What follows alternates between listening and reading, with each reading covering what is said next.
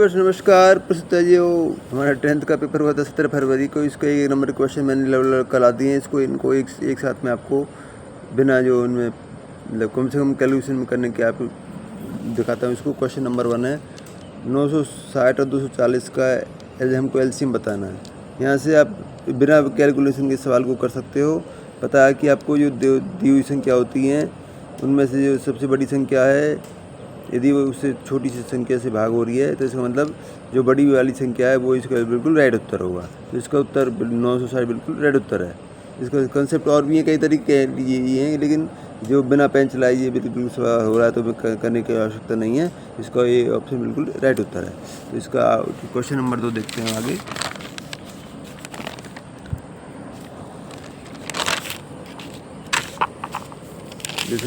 देखिए आप इसमें द नेचुरल नंबर 1 इज, इसमें 4 ऑप्शन दे रखा, तो इसका बिल्कुल राइट उत्तर है नाइदर प्राइम नोर कंपोजिट। ये सिंपल सवाल है। मेरे ख्याल से 6ठी क्लास का बच्चा अभी सवाल को कर सकता है। मैं 6ठी क्लास के अपने बच्चों को इतना मैं सिखा देता हूँ।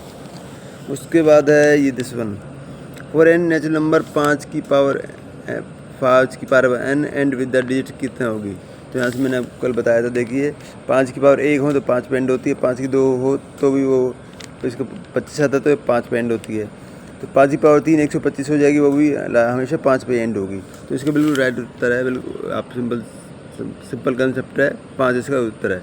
वो 6ठी 7वीं क्लास का बच्चा इसको आसानी से कर सकता है, कोई दिक्कत नहीं है। उसके बाद graph of y F x is given the number of distant zero of y is given.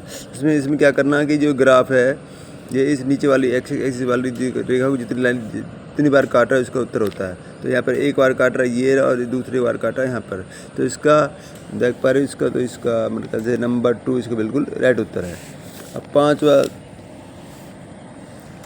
सवाल थोड़ा सा इसमें कैलकुलेशन की जरूरत हुई है। तो आपको के दो ये क्या दे रखे हैं, हमके 0 दे रखे हैं। तो अल्फा प्लस बीटा बराबर अल्फा इंटू बीटा होता है। 5वां क्वेश्चन आप इंग्लिश मीडियम में दे सकते हैं। Alpha beta 0 polygon F equal to this one and alpha plus beta का मान बराबर alpha into beta then value of P दे रखा है। तो अब मैंने आपको पहले भी समझाया था, दोबारा समझा देता हूँ। अल्फा प्लस बीटा का मान यहाँ पर है -b/a, माइनस तो स्टार्टिंग में लग सकता है। बी का मान यहाँ पर -2/p, तो ये आ गया हमारा 2/p। उसके बाद अल्फा इंटू बीटा होता है c/a, तो सी का मान है 3p/p, तो ये आ गया 3। तो ये हमें इक्वल रखने, क्योंकि हमें इक्वल दे रखे हैं यहाँ पर क्वेश्चन में ही। तो यहाँ से हमने इक्वल प्रूव कर रख दिया। 2p बराबर है 3 के, तो 3p बराबर होगा 2 के, p का मान आ गया 2/3। इसका मतलब इसका बी ऑप्शन बिल्कुल राइट होता है। क्वेश्चन नंबर हम इसके बाद नेक्स्ट कराता हूँ मैं। क्वेश्चन नंबर 6, यदि इसमें आप इंग्लिश मीडियम में देख पा रहे हो, इसमें if the pair of linear equation this one and this one is constant and dependent. ये क्वेश्चन लिया गया कोई ये चैप्टर नंबर 3 है, तो उसके जो बिल्कुल सार होता है प्रश्नावली के बिल्कुल लास्ट में, वहाँ से कंसेप्ट लिया गया। तो इसका उत्तर वहाँ पे दे भी रखा है। तो इसका डी उत्तर बिल्कुल राइट उत्तर है। मैंने आपको पहले भी जब एक नंबर को सवाल कराया था तो मैंने इसको आपको अच्छी तरह से मैंने एक्सप्लेन किया था। उसके बाद है which of the following is not an AP। तो बतानी AP कौन सा नहीं है। AP वो होती है जिसमें पदों में समान अंतर होता है। यहाँ पे आप देख पा रहे हैं ये 2 है, ये 2.5 है, 3 है, 3.5 है। इसमें सभी पदों में अंतर बराबर, इसका मतलब ये AP है। उसके बाद यहाँ पर भी हर एक में -2 का अंतर है, मतलब दूसरे में से पहला पद घटाएंगे तो -2 आएगा, इसमें से दूसरे पद का -2 आएगा, इसमें से एक पद घटाएंगे तो -2 आएगा। ये भी हमारी AP है। और रूट 2 रूट 8 रूट 18 है, ये भी हमारी AP बनती है। इस पर देख पा रहे हो √2 का मान 1 √2 कह सकते हो, √8 का कह सकता हूँ मैं 2√2। कि √8 का हो गया 2 गुना में 2 गुना में 2, जो अंदर डबल होता है वो पारा के सिंगल हो जाएगा, तो 2√2 हो जाएगा। ये 3√2 हो जाएगा। तो इन सभी में पदों में अंतर है √2 का जो डिफरेंस है। तो इसका मतलब ये भी हमारी AP है। लेकिन जो डी ऑप्शन है 1 स्क्वायर 3 का स्क्वायर 9 होता है, 5 का स्क्वायर 25 होता है, 7 का स्क्वायर 49 होता है। इसमें अंतर बराबर नहीं है। इसमें 8 का अंतर है, 25 में से 9 गई तो हमारा इसमें 16 का अंतर है, और इसमें अंतर है 24 का। मतलब सभी में के अंतर बराबर है, लेकिन इसमें अंतर बराबर नहीं है। तो हमें वही बताना कौन सी AP नहीं है। तो इसका डी बिल्कुल राइट उत्तर है। क्वेश्चन में भी दे रखा है, ढंग से पढ़ने की आवश्यकता भी है। ये पूछे समांतर श्रेणी नहीं है, तो उसका मतलब इसका जो डी ऑप्शन है बिल्कुल राइट उत्तर है। क्वेश्चन नंबर 5 मैंने आपको ये ट्रिंगल वाले कंसेप्ट से लिया गया है क्वेश्चन है। इसमें मैंने आपको सिंपल फिगर के माध्यम से भी आपको बता दिया है। ए बी सी और पी क्यू आर में ए बी सी मैंने बना दी, और ये हमारी सही ऑर्डर इसका दे नहीं रखा है, तो सही ऑर्डर के लिए मैंने इसको ऐसे कर लिया है। इसको मैंने क्या नाम है, इसका ए ऊपर है, इसमें ए ऊपर, इसको ऊपर रखा है, इसमें क्यू ऊपर, इसको मैंने ऊपर क्यू रखा है। बी इधर साइड में है, तो मैंने इधर इसका बी साइड में रखा है, तो इसका आर भी मैंने इधर साइड ही रखा है, जैसे बी में है इस ट्वेल्व ट्रिंगल में बिल्कुल ऐसे रखा है। तो यहाँ पे सी लास्ट में, तो यहाँ पर ये जो भी है पी यहाँ पर मैंने लास्ट में रखा है। तो यहाँ से इसमें ए बी अपॉन ए सी का रेशो बताना है। ए बी अपॉन ए सी का रेशो जो होगा वही होगा Q R upon Q P का ratio. Q R upon Q P का रेशो इसमें ऑप्शन सी में दे रखा है, ये बिल्कुल इसका राइट उत्तर है। और उसका क्वेश्चन नंबर 9 एक पॉइंट दे रखा है, एक्स से दूरी बतानी है। तो सिंपल सवाल है, ये 7वां चैप्टर है। मैंने आपको पेन चल नहीं रहा है यहाँ पर,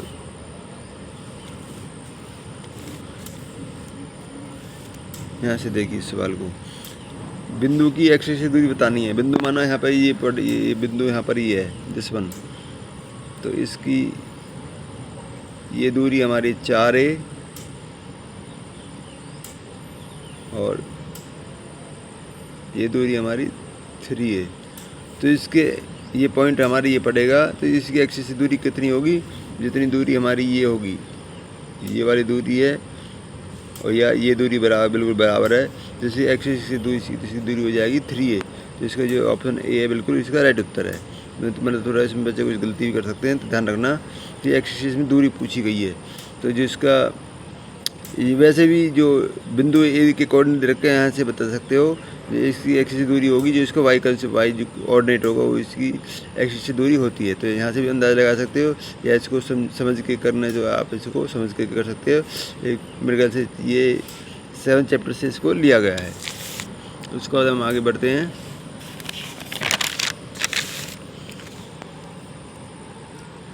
ये क्या नाम, क्वेश्चन नंबर 10 cos का मान 4/5 दे रखा है, तो tan a का मान हमें बताना है। ट्रिग्नोमेट्री का बहुत सिंपल कॉन्सेप्ट है ये।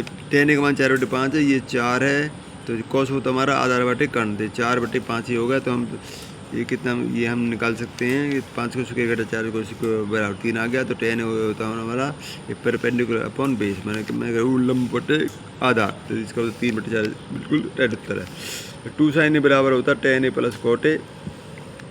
ऐसे ही मैंने आपको ये समझा दिया। देखो इसमें आप 2 sin का मान दे रखा है 1/2, तो यहाँ से हम एक्स फिलिंग करेंगे, 2 का स्क्वायर घटा 1 का स्क्वायर आ जाएगा √3। उसके बाद हमें निकालना है, ये आ गया क्या नाम, ये हमने कर दिया। tan a का मान आ गया 1/√3। tan a हमारा होता है दिस अपॉन दिस होता है, और cos प्लस इसमें और निकालना हमें cot होता है, tan का उल्टा होता है, तो √3/1 होता है, जिसमें आप देख पा रहे हो ये रहा दिस वन। इसको सिंपल कैलकुलेट कर दिया, इसका उत्तर आ गया 4/√3। तो इसका मतलब बिल्कुल राइट उत्तर है, क्या होगा ये रहा 4/√3, इसका बिल्कुल राइट उत्तर है। उसके बाद है दिस वन, 12वां सवाल।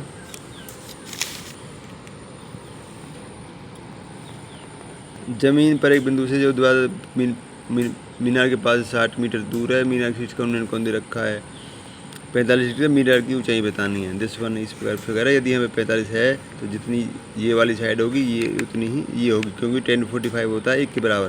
तो दिस वन कितना हो गया हमारा, ये साइड हमें दे रखा है नीचे, ये वाला साइड दे रखा है, ये वाला है वो ये 60 है, तो ये भी 60 होगा। सिंपल कंसेप्ट है, इसमें बहुत सिंपल ट्रिग्नोमेट्री हो सकता है आपको हार्ड लगती है, लेकिन बिल्कुल सिंपल कंसेप्ट आपको मैंने बता दिया आपको। ये 13वां सवाल है। स्पर्श रेखा दे रखी है, ये जिसको वो टेंजेंट बोलते हैं। मतलब मैं हिंदी में करूँ इंग्लिश में कोई ज़्यादा मैथ में ज़्यादा फर्क पड़ता नहीं है। वही कमान देख कर कितना 15 है, इसका मान OAB का मान 15 दे रखा है।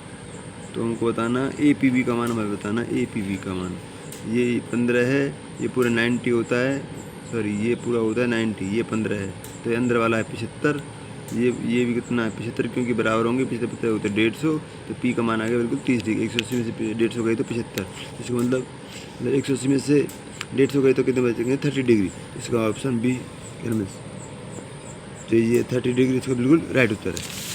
इसके बाद सवाल नंबर 14 देखिए आप। देख चित्र में वितरित सफर से रकम दे रखी हैं और ए ओ बी का मान दे रखा है 130, कहाँ गया, हाँ ठीक है, हाँ ए ओ बी का मान दे रखा 130, तो हमें बताना है ए पी बी का मान हमें बताना है। ये एंगल 90 डिग्री, ये एंगल 90 डिग्री, ये 30 डिग्री, तो ये बच गया 50 डिग्री, क्योंकि चारों कोनों का योग हमारा होता है कितना 360 डिग्री। इस प्रकार इसको सवाल को कर सकते हो। इसका मतलब ये जो एंगल ये पूछा गया इसका उत्तर है बी, बिल्कुल राइट उत्तर है। त्रिज्या और केंद्रीय कोण थीटा वाले त्रिज्या इनका चल बताना है, तो हमने आपको काफ़ी अच्छे से एक्सप्लेन भी किया था पहले, फिर दोबारा बता देता हूँ। पाई आर स्क्वायर थीटा बटे 360 इसका हो जाएगा पूरे का दिस एरिया का हो जाएगा, इस चाप समेत दिस एरिया हो जाएगा इसका इतना। इसमें ट्रिंगल घटा देंगे, ट्रिंगल का होता है √3/4 ए स्क्वायर, तो इसको माइनस कर दिया है, तो इसको मतलब ये इसका बिल्कुल राइट उत्तर है। तो जो आपका सी ऑप्शन है बिल्कुल सिंपल कंसेप्ट के साथ ये बिल्कुल इसका राइट उत्तर है। उसके बाद हम करते हैं अभी क्या नाम क्वेश्चन नंबर 16। अभी मैंने एक आध दिन पहले आपको वीडियो के माध्यम से बताया था, दोबारा बताता हूँ आपको मैं। ये अर्धगोलाकार को कटोरा जिसकी बाहरी त्रिज्या है 6, मोटाई है 1, जो अंदर वाली त्रिज्या हो जाएगी 5, तो हेमिस्फीयर का जो वॉल्यूम होता है वो होता है 2/3 पाई आर क्यूब।